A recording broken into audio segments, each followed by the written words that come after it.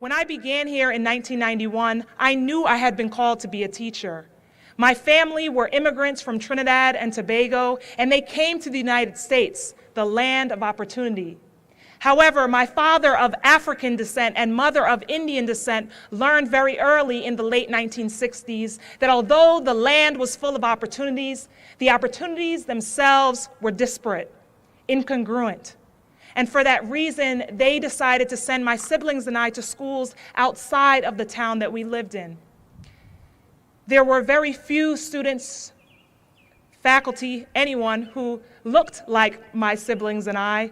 And even worse, the adults in that school did not treat me respectfully. There was one teacher who insisted on calling me Lynn, although my name is Lynette. I would go home often crying, just sad, frustrated, pleading with my parents to please send me to the local school. And they would respond each time, Lynette, the world is a tough and cruel world. This is preparation for life. But no matter how you are treated, treat everyone with respect.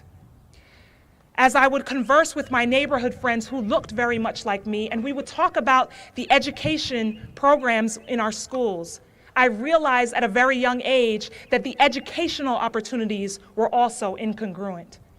I committed myself then that I would one day be a teacher in Plainfield, New Jersey, where I was born and raised, that I would provide every child with love and respect and a high-quality education, no matter what they looked like or where they lived.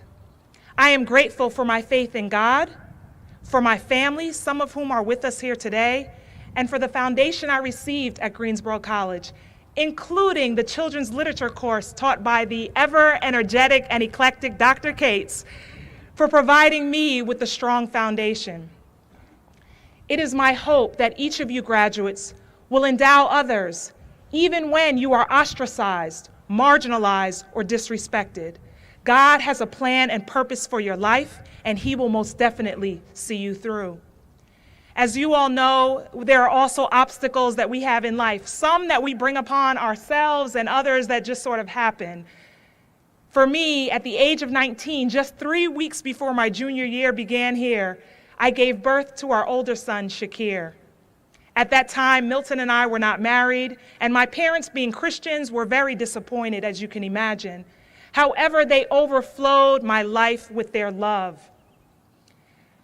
I really didn't know what I was going to do, but I knew I came here to be a teacher, and that's what I was supposed to do. I refused to fail. I refused to be viewed as a failure. And God often reminded me of Philippians 4:13. I can do all things through Christ who gives me strength. It was during that time that I said to God, God, I don't know how you're going to work it out, but you have to work it out because I'm supposed to graduate May 7th, 1995. And by God's grace, I found one daycare center that took children at 4 weeks old. And so, Shakir went to school, and I continued my school. And on Saturday, May 7th, 1995, I was able to graduate on time, only learning the day before during our rehearsal exercises that I was in fact graduating cum laude. After returning to Plainfield, I applied for a teaching position, and I got the job. How excited I was! However, 2 weeks before I was to begin, I received a call from the Human Resources Department. Lynette, there actually is a different exam that the state of New Jersey requires, and so, in fact, I did not have the job. In that moment, I just really had a conversation with God, saying, well, God, I know that I'm supposed to teach. You actually helped me to graduate on time, so I'm just trusting you to help me find a teaching position. One day, no more than 2 days passed, I received a call. It was from a woman named Dr. Owens, a woman I had never met or even heard of before, but she was the principal of Oak Hill Elementary School in High Point, North Carolina at that time. She asked for me, and as I spoke, she said, Lynette, are you looking for a teaching position? Was I ever? Yes, actually I am. I was certified in North Carolina, so we had a series of phone interviews, and she asked me to come in physically for a final interview. My sister and I, late one Friday night, hopped in the car, drove down to GC, actually crashed in the dorms about 3 o'clock in the morning when we arrived, and I went for my interview at 9 o'clock in the morning in High Point. My sister and I prayed in the car before I went in, and I'm sure during the 2 hours she sat in the car was also praying, and I in fact did get that teaching position. God knew I needed that additional layer of foundation before I continued my journey back to Plainfield. Graduates, it is my hope that you will endow others with unconditional love, and that you will recognize that obstacles will come, sometimes in your own doing, and other times it just is what it is.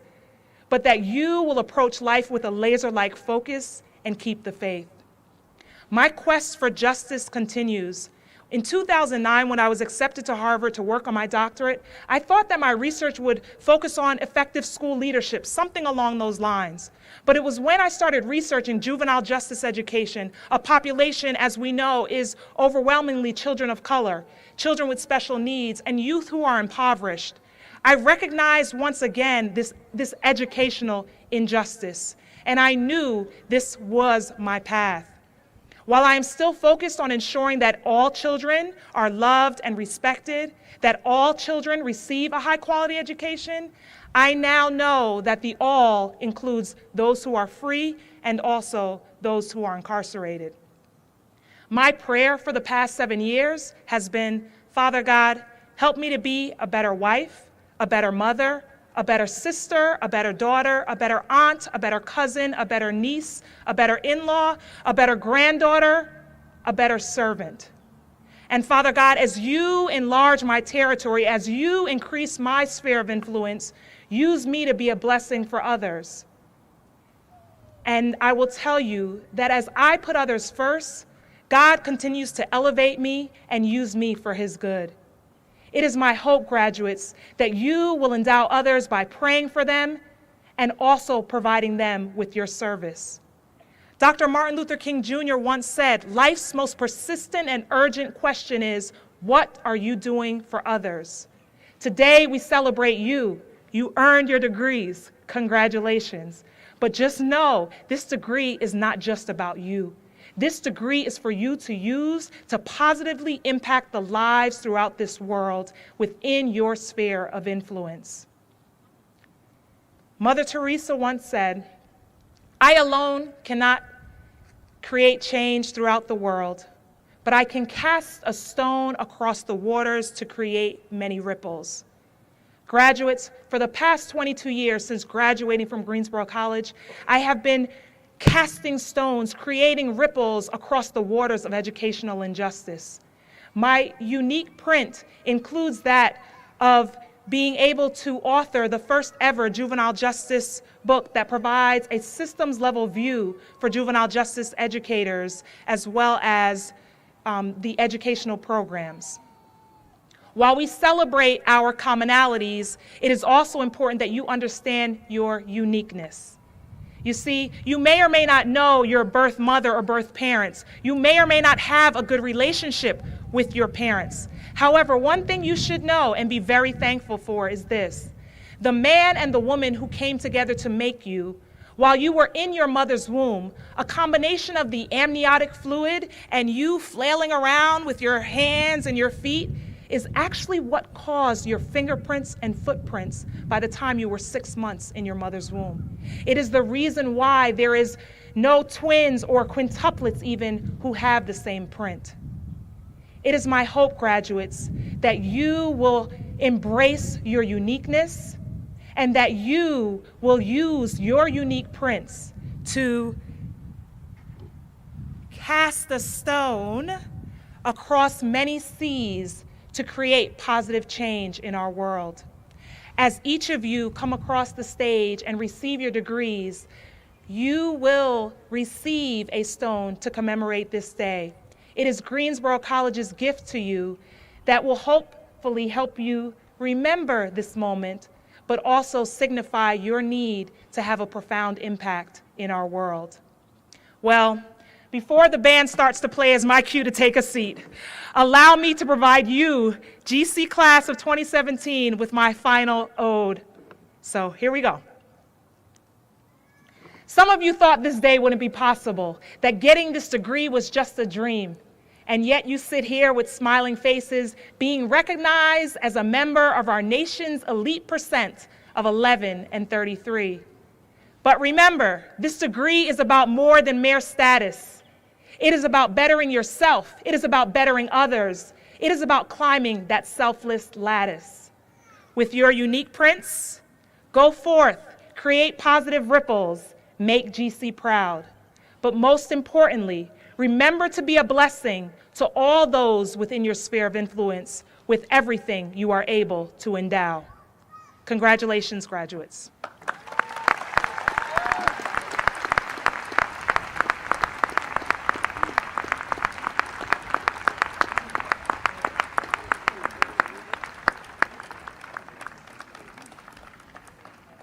Dr. Tannis just did that without any notes.